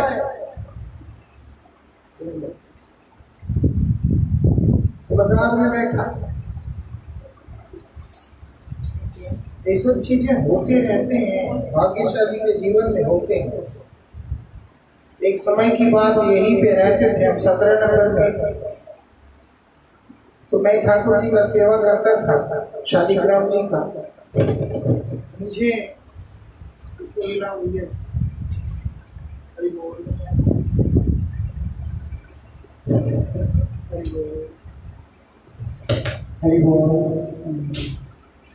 मैं शालिग्राम जी का सेवा करता था। हमारे पास एक छोटा सा शालिग्राम है गाँव जी का, और मुझे एक अभ्यास है, आदत है, मेरा पसंद भी है मुझे कि शालिग्राम जी के नीचे अधिक से अधिक तुलसी डालना, ज्यादा तुलसी डालने का मुझे एक आदत है। तो रात को जब शयन देते हैं, हमारे पास एक छोटा सा बेड भी था, खरीदा था ना हम लोगों ने, इतना सा बेड था, मैं ही पूजा करता था। वो शालिग्राम जी मधुसूदन महाराज जी को मिले थे, किसी भक्त ने दिया, वो भी एक अलग कथा। मैंने रख दिया, तुलसी जी रख दी। अभी सो गया मैं सुबह नहीं उठता था। सुबह उठने का काम हमारा एक गुरुभाई का था, वो सुबह उठ के मंगल आरती करता है। मैं तो पूजा करता हूँ, भोग लगाता हूँ, वो सुबह उठ के मंगल आरती करता है। मैं तो सो गया आराम से। उस तुलसी जी के चक्कर में शालिग्राम जी जो है टेढ़े हो गए उस पे। पूरा रात मधुसूदन महाराज जी को नींद नहीं आता, वो पूरी रात ऐसे ऐसे ऐसे ऐसे कर रहे हैं। उनको लगे नीचे कुछ रख दिया किसी ने, वो सो नहीं पा रहे। और इधर जो मंगलारती में उठ के आरती करना होता है जिस ब्रह्मचारी ने, उसको शालिग्राम सपना देके कहता है कि मेरे लिए विश्राम नहीं हो रहा, मेरे नीचे बहुत ज्यादा तुलसी रख दिया उसने, तुम हटा दो। उठ के तू हटाते, वो तो उठेगा नहीं, तुम ही उठ के हटा दो। और वो महात्मा जो है थोड़ा आलस के पराकाष्ठा में रहते थे, उनको लगा सपना है, वो कहते हैं कि नहीं आप उसी को बोलो, बोल के वो सो गया। ये सच में ऐसे हुआ। यही 17 नंबर में हम 3 लोग थे। जब सुबह उठा 4 बजे करीब, नहा धो के मंदिर खोल के देखा, शालिग्राम जी ऐसे टेढ़े हैं, इतना तुलसी नीचे जब फंसा हुआ था गद्दी के ऊपर। वो बहुत दुखी हुआ, उसको लगा कि मुझे शायद सपना ही आया। ऐसा हो सकता है, कई सारी चीजें। उसके बाद अब ज्यादा देर तक अब चारों तरफ दे देता हूँ, बीच में ऐसे ही छोड़ देता हूँ। जैसे हमने कल में दिया था, तुलसी जी चारों तरफ है, नीचे सिर्फ एक ही पत्ता है, जिससे कि उनको तकलीफ न हो। तो जो ऐसे होते रहते हैं कईयों के साथ में, हमारा भी भाग्य में हुआ ऐसा कुछ। मेरे भाग्य में नहीं, उनका हुआ था। अभी माधवेंद्रपुरी के लिए भी ऐसा ही हुआ। अब भगवान ने क्या किया, धोती के नीचे छिपा के बोलता है पुजारी को उठो, उसका नाम माधवेंद्रपुरी है, जाके देख के आओ। अब ये ब्राह्मण, ये पुजारी, वो खीर का लोटा लेकर वहां पहुंच गया जहां पर माधवेंद्रपुरी है, और क्या करता है, आवाज देता है, माधवेंद्रपुरी कौन है जिनके लिए गोपीनाथ ने खीर चोरी किया। और वही दिन और आज का दिन उस जगह का नाम हमेशा के लिए बदल गया और वो हो गया खीर चोरा। कोई रेमुना बासुर बोलने से इतना नहीं समझता है, उसको बोलना पड़ता है कि खीर चोरा जाना है। भगवान का नाम खीर चोरा पड़ गया है, जिसने खीर चोरी की किस लिए, भक्त के प्रेम के वशीभूत होकर भगवान ने किया। भक्त के प्रेम के वशीभूत होकर, और वो भक्त भगवान के लिए क्या किया, नाम ही करता रहा। भगवान का निरंतर नाम करता रहा। नाम के प्रभाव से विग्रह भी आया, नाम के प्रभाव से स्वरूप भी आया, नाम के प्रभाव से सेवा भी मिला, नाम के प्रभाव से ही उनको इतना यश मिला। सब कुछ नाम के प्रभाव से हुआ। खीर चोरी करके छिपा दिया। अब माधवेंद्रपुरी जिसका नियम था कि जीवन में कभी भी दूध के अलावा किसी और चीज को ग्रहण नहीं करना, सूर्यास्त के बाद कोई चीज को ग्रहण नहीं करना, उन्होंने अपने नियम को तोड़ा। उसने तोड़कर आधी रात को जो खीर का पात्र मिला था उस खीर को खाया। प्रेम नियम के अधीन नहीं होता, लेकिन प्रेम के अभाव में नियम रखना पड़ता है। प्रेम का कोई नियम नहीं होता। अगर नियम है, बंदिश है, तो वहां प्रेम का है। प्रेम का कोई बंदिश नहीं। प्रेम बहुत बृहद है, बहुत ही व्यापक है, लेकिन वो प्रेम आज ना होने के कारण नियम रखना पड़ता है, नियम लेके चलना पड़ता है। आज जो नियम रखा जा रहा है वो प्रेम के अभाव में। जब प्रेम की उपलब्धि है तब कोई नियम नहीं होता। कईयों को लगता है भजन में इतने नियम क्यों है जी, ये क्यों है जी, वो क्यों है जी, कई बार लगता है। ये वास्तविकता में नियम नहीं है। उस प्रेम धर्म का कोई भी नियम नहीं, लेकिन प्रेम के अभाव के कारण इनको रखना पड़ता है। ये संयम उसी के लिए। एक बार उस अवस्था में आने के बाद कोई नियम नहीं होता। इसीलिए माधवेंद्रपुरी के लिए अब कोई भी नियम नहीं है। उन्होंने क्या किया, पूरा खीर खाया उस आधी रात को। न केवल खाया, उसके बाद उस बर्तन को अपने उत्तरी में बांध लिया, ऐसे बांध के घूम रहे हैं। और रोज उस घड़े को, उस मिट्टी के घड़े को, कुल्हड़ को जिसमें खीर भोग लगा, उसको तोड़कर छोटे छोटे टुकड़े करके रोज खा रहे हैं। मुझे भी बहुत प्रेम है। ऐसा प्रेम होता है? प्रेम तो ये होता है, मिट्टी का कुल्हड़ तक खा गया और खा रहे हैं। जैसे खीर खाया, कुल्हड़ को भी उसी प्रेम से खाया कि ये मेरे गोविंद ने मेरे लिए रखा हुआ है, मेरे लिए स्पर्श किया है, मेरे लिए छिपा के रखा है, इतनी दया की मुझ पे। उनके लिए मिट्टी का स्वाद, खीर का स्वाद दोनों ही एक है। ऐसा नहीं है कि खीर बड़ा मीठा है, मिट्टी है तो वो विचार ही नहीं है। और फिर मन में आता है यहाँ और नहीं रहना है। क्यों नहीं रहना है? मेरे भजन में बाधा है। क्यों बाधा है? अब सबको पता चल जाएगा। वो पुजारी माधवेंद्रपुरी के चरणों में गिर के कहता है कि महाराज जीवन भर मैंने गोविंद का सेवा किया, कभी नहीं कहा कि तुमने नमक ज्यादा डाल दिया, चीनी ज्यादा डाल दिया, तुमने ये कर दिया वो कर दिया। कभी ना शासन किया ना प्रेम किया, कुछ नहीं किया। आज पहली बार जीवन में आपका कृपा से मुझे गोविंद ने स्वयं आदेश किया।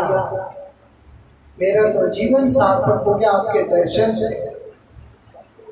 ऐसे भाव लेके पुजारी उनके चरणों में लिपट गया। माधवेंद्रपुरी को नहीं अच्छा लगा। माधवेंद्रपुरी क्या कहते हैं? ना, मुझे नहीं चाहिए ये प्रतिष्ठा। फिर वहां से माधवेंद्रपुरी चुपचाप जगन्नाथपुरी के लिए निकल जाते हैं। चुपचाप जगन्नाथपुरी के लिए निकल जाते हैं ताकि किसी को पता ना चले।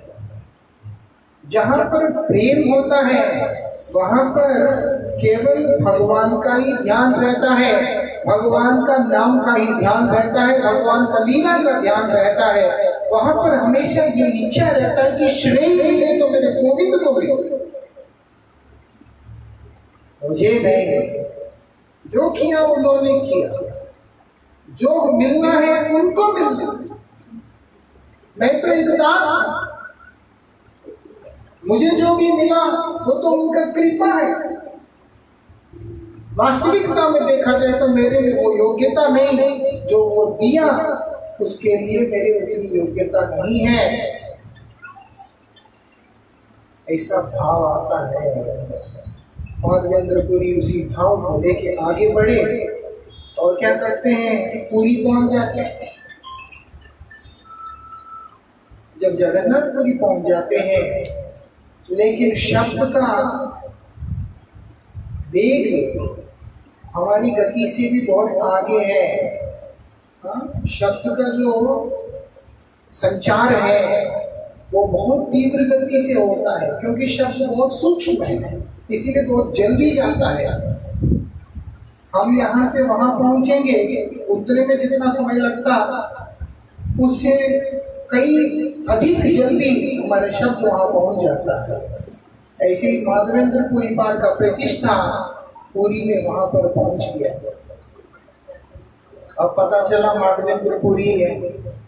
साथ साथ राजा ने उनके लिए चंदन कर को सारा इत्यादि व्यवस्था की। यद्यपि प्रतिष्ठा उसको वैष्णव लोग, परमहंस लोग सूकर का विष्ठा के साथ में तुलना करते हैं। श्रील भक्ति सिद्धांत सरस्वती प्रभुपाद प्रतिष्ठा को सूकर का विष्ठा के साथ में संबोधित किया। किसी ने उनसे पूछा कि महाराज आप इतनी ऐसी शब्द प्रयोग करते हैं प्रतिष्ठा के?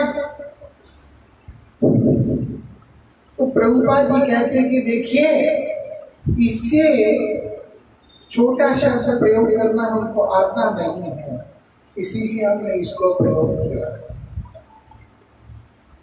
नहीं तो प्रभुपाद जी की दृष्टि से सुवर का विष्ठा से भी घृणित है प्रतिष्ठा का। परमहंस जिस चीज को देखकर भयभीत होते हैं, जिस चीज के पीछे परमहंस कभी जाना पसंद ही नहीं करते, ऐसी जो प्रतिष्ठा आज गोविंद की सेवा के लिए माधवेंद्रपुरी पाद ने स्वीकार किया। भगवान की सेवा के लिए स्वीकार किया।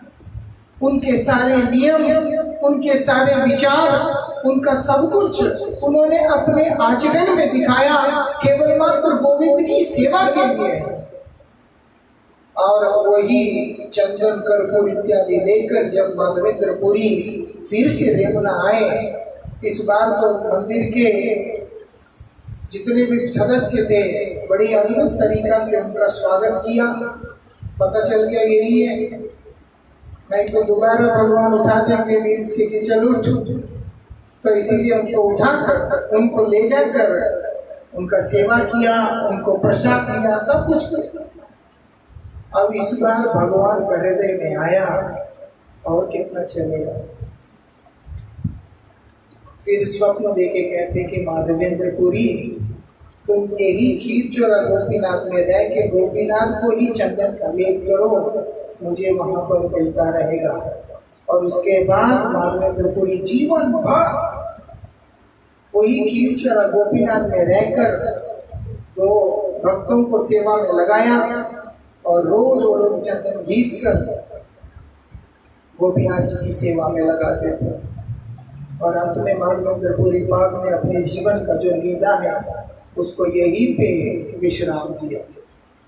परम विरही भक्त रहे हैं, सब समय श्री कृष्ण के विरह में क्रंदन किया करते थे। उनका जीवन में एक ही तड़पन था, कृष्ण विरह का तड़पन। और उस भाई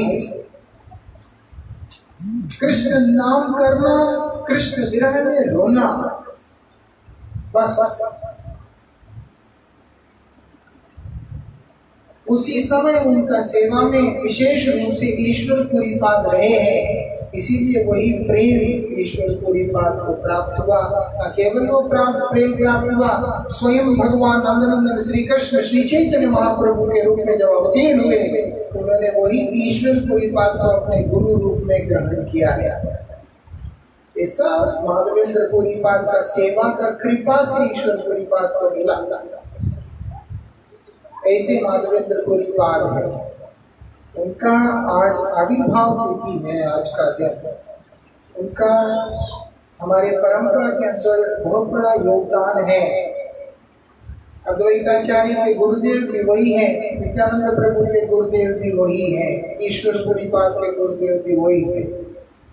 उन्होंने इन सब के ऊपर कृपा किया और स्वयं गोपीनाथ की सेवा में रहे। हम लोग जैसे शरणागति की जो पराकाष्ठा है वो क्या है, श्री कृष्ण की सेवा के लिए अनुकूल जो कुछ भी होता है उसको ग्रहण करना, वो माधवेंद्रपुरी के पाद के आचरण के अंदर, उनके जीवन के अंदर देखने को मिलता है।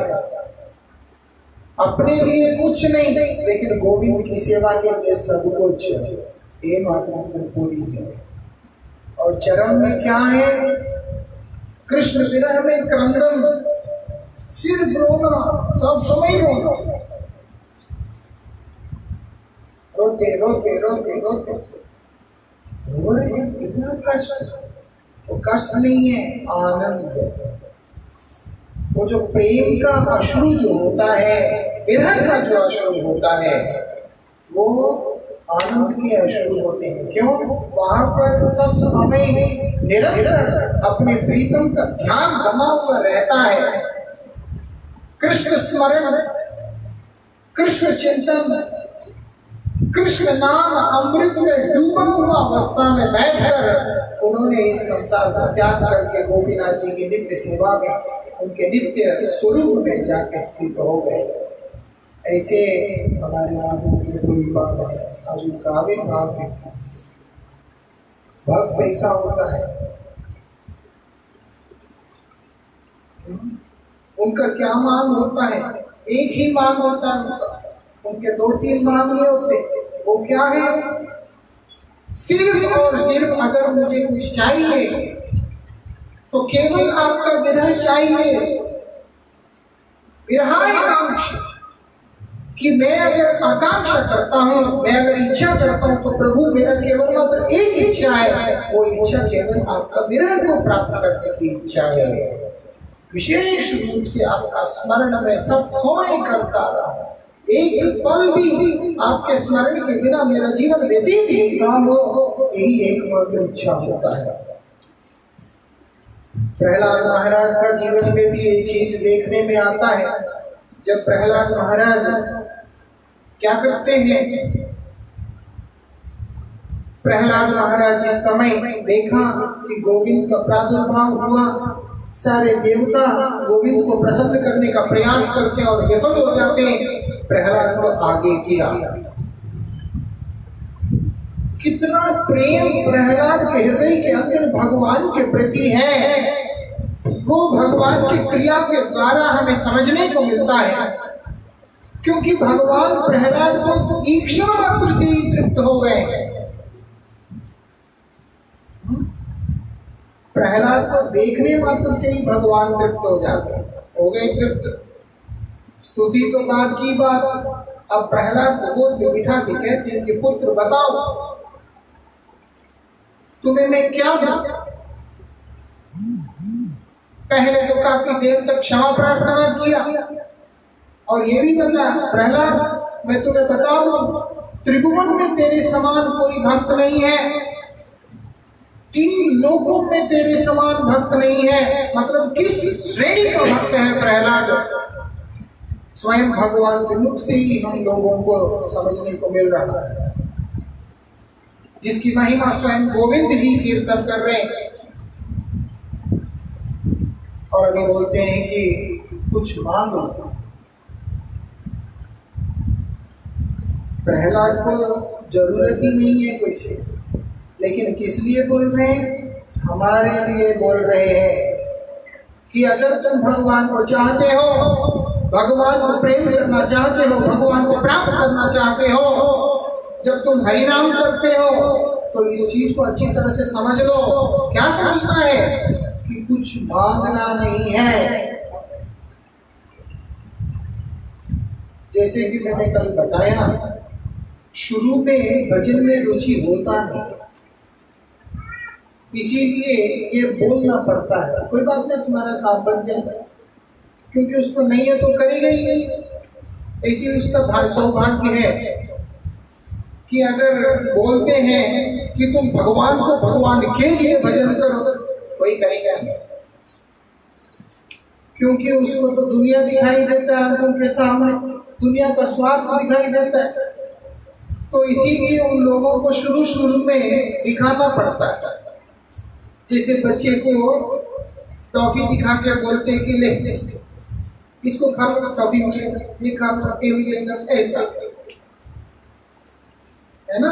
जो बच्चा होता है उसको मालूम नहीं बेचारे को, दवाई बहुत कड़वा होता है, उसको खाने से बीमारी जाएगा, उसको ये समझ नहीं, उसको लगता है कड़वा मैं नहीं खाना, तो उसको मिठाई दिखा के ये लो ये मिलेगा, हो जाता है ना, ऐसा। और अगर दूसरी भाषा में बोलो थोड़ा सा हेवी, तो गधे को गाजर दिखा के, जैसे जैसे गाजर देखता है। अब अपनी अपनी वृत्तियों के अनुसार हम लगा सकते हैं कि हम बच्चे हैं कि गधे। तो जो कहने का अभिप्राय क्या है? क्या अभिप्राय कहने का? कि भगवान का भजन केवल भगवान के लिए होना चाहिए, और हमारा जीवन भगवान के लिए, भगवान से, भगवान में, भगवान के द्वारा, सब भगवान से ही होना चाहिए। अपने लिए कुछ नहीं होना चाहिए। ये शिक्षा हमें देने के लिए प्रहलाद को ही निमित्त बनाकर भगवान हमें शिक्षा दे रहे हैं। माधवेंद्र पुरी ने ये नहीं कहा कि मैं इतना दूर कैसे चलूंगा। माधवेंद्र पुरी ने ये नहीं कहा कि और किसी को बोलो मैं तो बुजुर्ग हो गया, वो मेरे से होगा नहीं। ना उम्र का परवाह किया, ना स्वास्थ्य का परवाह किया, ना अवस्था का परवाह किया, चल बड़े से। भक्ति ऐसा होता है। प्रहलाद महाराज भी ऐसा ही है। माधवेंद्र पुरी चाहे 80 पार उम्र के हो और प्रहलाद महाराज चाहे 5 साल के उम्र के हो, जिसके अंदर भगवान के प्रति भक्ति है वो हमेशा एक अवस्था में रहता है। कोई उम्र के हिसाब से उनके मार्ग, उम्र के हिसाब से उसकी चाहत, इनमें कभी कोई अंतर नहीं आता है, क्योंकि भक्ति आत्मा का वस्तु है, शरीर का वस्तु नहीं है।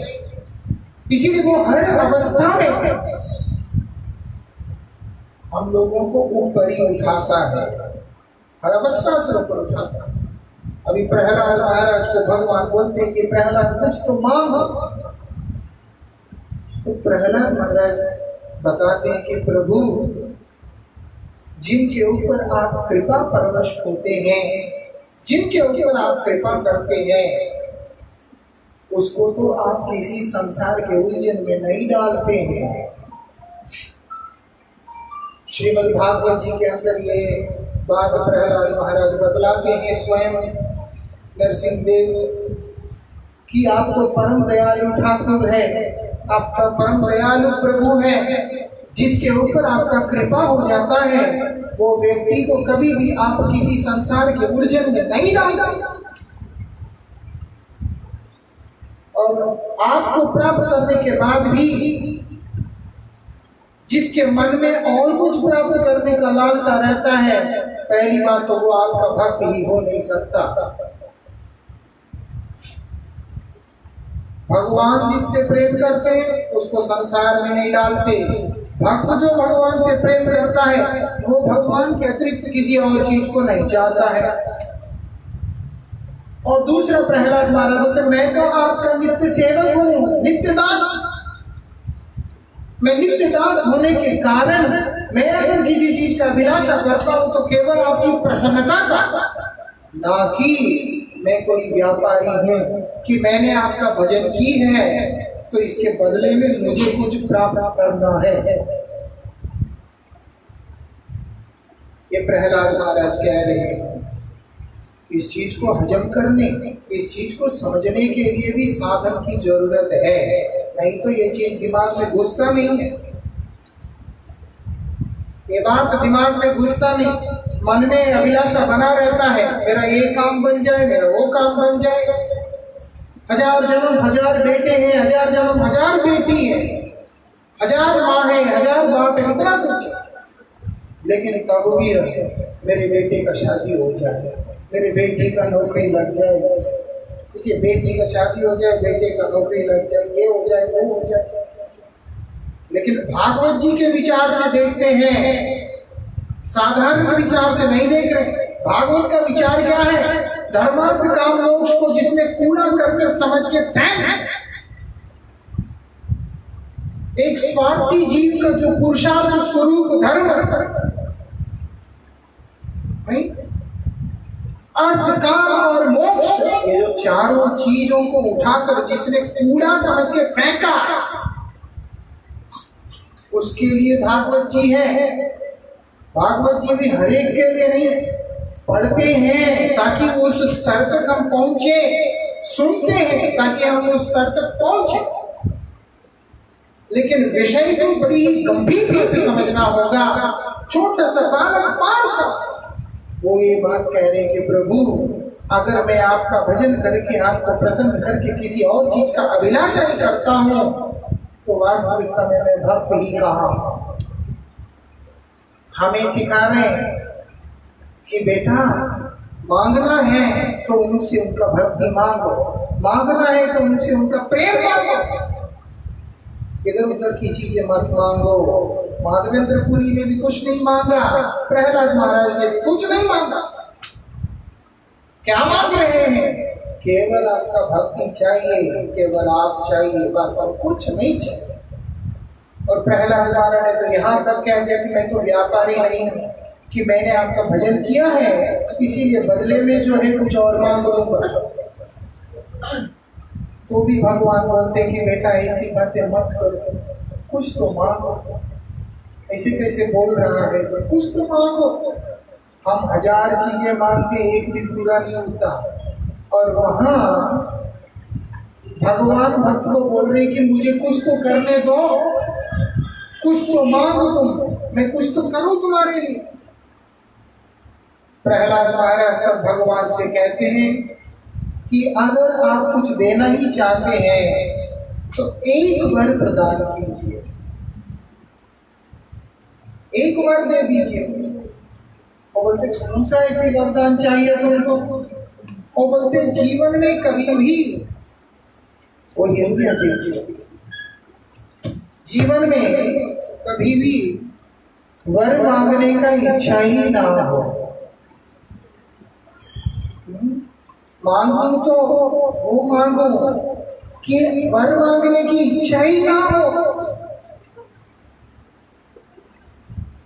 ये वर मांगना चाहिए। परम पूज्य श्रीधर गोविंद महाराज जी अपने उस व्याख्या में कहते हैं कि हम सबको सीखना चाहिए कि कोई बोले मांगो तो मुंह उठा के कुछ भी मांग लो, बोलते ये ठीक नहीं। हम सबको क्या मांगना है? यही मांग लेके जीना है कि मुझे अगर आप देना ही चाहते हैं, आज मैं मांग नहीं रहा, हो सकता है कल मैं मांग लूं, इसीलिए आप मुझ पर ऐसी कृपा करें कि कभी भी मेरे जीवन में कुछ भी मांगने की अभिलाषा जागृत ही ना हो। कुछ नहीं चाहिए मुझे, कुछ भी नहीं चाहिए। फिर ये सुन के भगवान नरसिंह देव मुस्कुराते हुए कहते हैं कि प्रहलाद, ये क्या वरदान हुआ है? कोई वरदान है? इसी वर मांगता है मेरे से, कुछ ठीक से मांगो, कुछ तो मांगो। तब प्रहलाद महाराज कहते हैं कि प्रभु ठीक है, मेरे पिता ने अज्ञानतावश आपकी अवहेलना की है, आपका अपमान किया है, आपको स्वीकार नहीं किया है, आपका अपराधी है। आप कृपा करके मेरे पिता को क्षमा कर दीजिए। कितनी अवस्था में है हम लोग सोच भी नहीं सकते। हम होते तो क्या बोलते, मुझे बहुत कष्ट दिया है, इतना कष्ट दिया प्रभु, हाँ आप कृपा करके आप इसको भयंकर सजा। लेकिन प्रहलाद महाराज ऐसे नहीं कह रहे, बोलते वो तो अज्ञानी थे, उनको नहीं पता था, इसीलिए उन्होंने आपके चरणों में अपराध किया है, आप कृपा करके उन्हें क्षमा कर दीजिए। अभी भगवान क्या कहते हैं, मेरा तो भाग्य ही ऐसा है, आज तो 7:05 पे शुरू किया, 9 भी बज गया, जो बोलना चाहता था अभी भी नहीं बोल पाया। जो क्या कहते हैं भगवान, क्या कहते हैं कि प्रहलाद तुम ये कह रहा, जिस घर के अंदर तुम्हारा जैसा पुत्र उत्पन्न हुआ है, ऐसे पुत्र के 21 माता पिता का उद्धार हो गया है। पहली बार जिस व्यक्ति मेरे ही गोद में जिसके प्राण गए हैं, मेरे गोद में जिसका प्राण चला गया, स्वयं मेरे ही हाथों जो उसका प्राण चला गया, तुमको लगता है कि उसका अभी भी मंगल होना बाकी है? और ऊपर से जिस घर में तुम्हारा जैसा, जिनके गर्भ में तुम्हारा जैसा संतान का उत्पत्ति हुआ, उसके 21 माता पिता का उद्धार हो गया।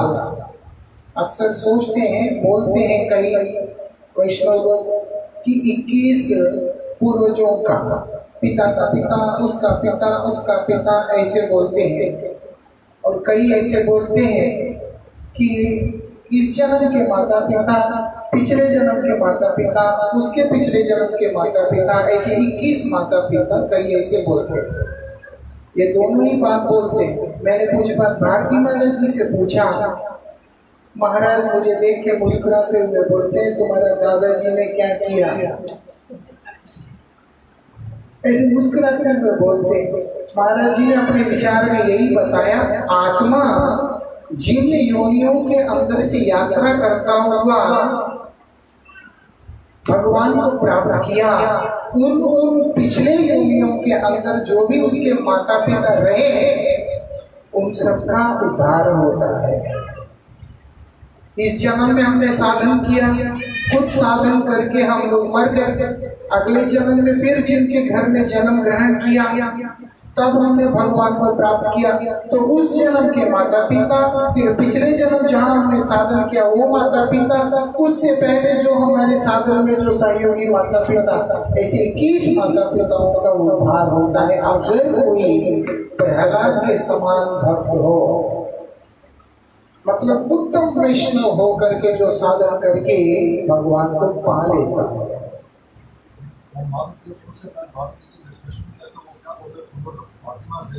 कहते कि इंसान को अपना साधन करना पड़ेगा, उसको मौका मिलेगा भक्ति करने का, भले से जन्म नहीं किया, आप भक्त हो, आपकी वजह से उनको मौका मिलेगा, लेकिन जिनको अपना साधन करना ही पड़ेगा, बिना साधन किए वो नहीं चल सकता।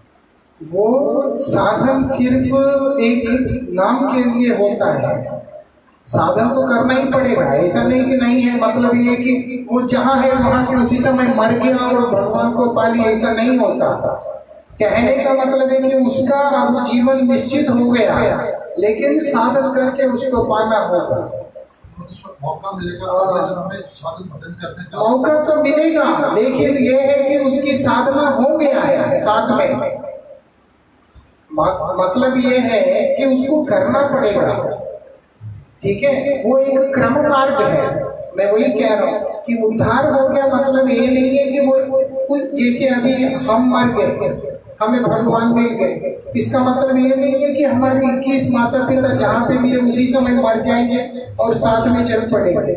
वो लोगों का जो जीवन है वो जितना है चलेगा, उनको इस माहौल ऐसा मिलेगा कि जिसमें वो लोग भजन करेंगे और वो लोग भगवान को पाएंगे। नहीं किया तो फिर नहीं होगा, मदद करना तो मौका मिलेगा, करेंगे तो करेंगे, नहीं करेंगे तो नहीं करेंगे। नहीं, जो कनिष्ठ है उसका साथ माता पिता का उद्धार होगा ही होगा। वो मौका मिलेगा और उसका ऐसे ही परिवेश बनेगा कि वो भजन करेगा ही करेगा। ऐसा नहीं है कि वो नहीं करेगा वाला ऑप्शन उसके लिए नहीं है। क्यों भजन कर रहा है उसको पता नहीं, उसका आत्मा का आकर्षण ऐसा होता है कि वो भजन करेगा ही करेगा। नहीं है तो ये जो शब्द है, ये जो वाणी है, वो टूट जाएगा। उसमें स्पेशल भागवत जी में वो श्लोक है कि उनका मंगल होगा ही होगा, उनका उद्धार होगा ही होगा। लेकिन ये है वो इंस्टेंट नहीं होता है, उनका मतलब निश्चित हो गया कि उनका उद्धार हो गया। सिर्फ वो परिवेश ऐसा मिलेगा, उस परिवेश में वो आकर्षित होकर। अब जैसे कई लोग होते हैं, आप देखो उनका भजन करने का पीछे कोई रीजन क्या है उनको ही पता नहीं होता, लेकिन वो लोग आते हैं, भजन करते हैं और बहुत सिंसियरली करते हैं और कई बहुत ज्यादा डीपली इन्वॉल्व होकर आगे भी बढ़ जाते हैं। कई ऐसे होते हैं बहुत दुखी है, चलो क्लेश है आया, कोई ज्ञान है, कोई कुछ है। लेकिन कुछ ऐसे भी होते हैं जो कि इन चीजों से बाहर की अवस्था में होते हैं, उनको ये सब नहीं होता है। उसको किसी चीज का क्लेश है ना, उसको किसी चीज का मांग है ना कुछ है।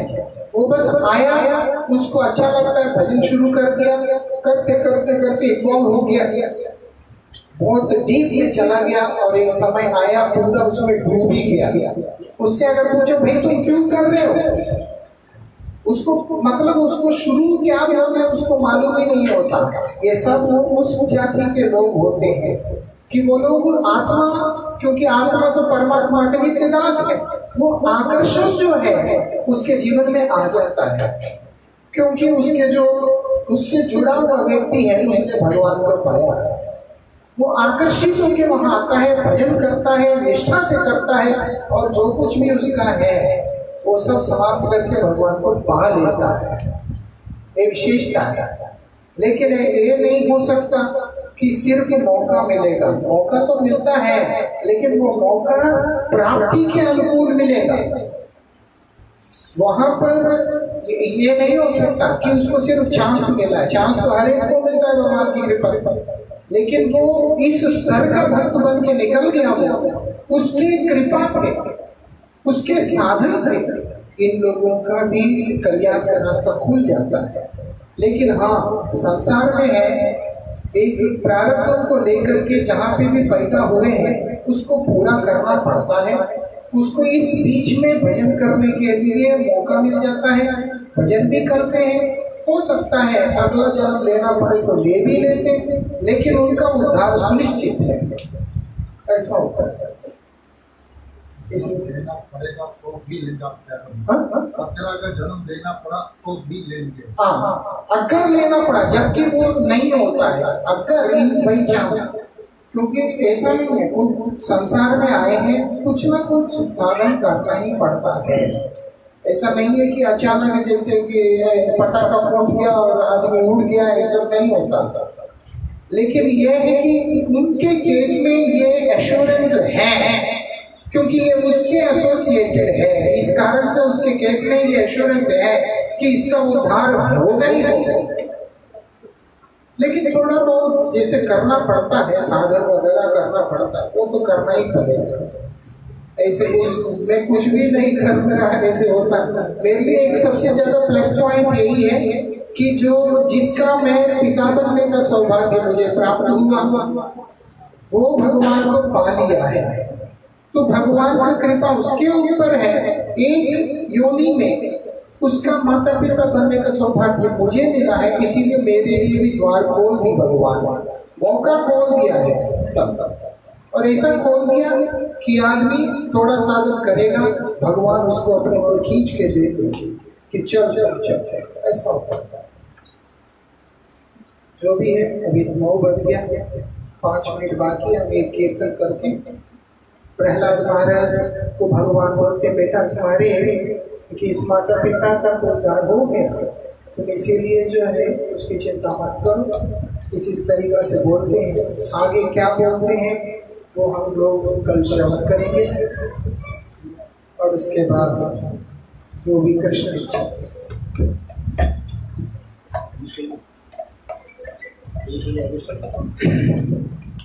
जब वापस